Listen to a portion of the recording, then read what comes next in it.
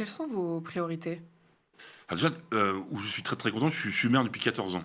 Et je suis le même nombre d'enfants entre 2011 et la rentrée 2020. Ah, c'est constant. C'est constant. Ah, bien sûr, à 40 ou 50 enfants près. Mais donc cette attractivité, vous l'expliquez seulement par... Alors déjà, chez nous, il y a une particularité, c'est que l'enseignement privé, sous contrat avec l'État, est majoritaire par rapport à l'enseignement public. D'accord. C'est l'histoire de cette Bretagne catholique, effectivement, qui a traversé les siècles. Donc chez moi, j'ai 60% des enfants maternels et primaires qui sont dans le privé D'accord. et 40% dans le public.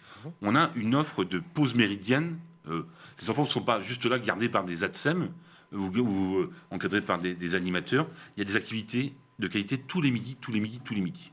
Et ça, je pense Tous les midis. tous les midis, vous avez une offre de qualité.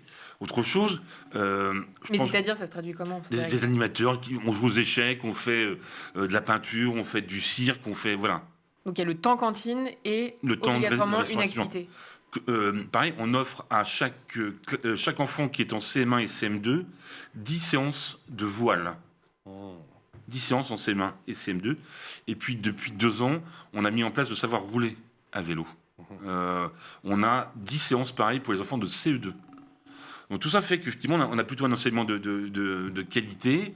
On a une ville où il n'y a pas de problème de sécurité ou d'insécurité.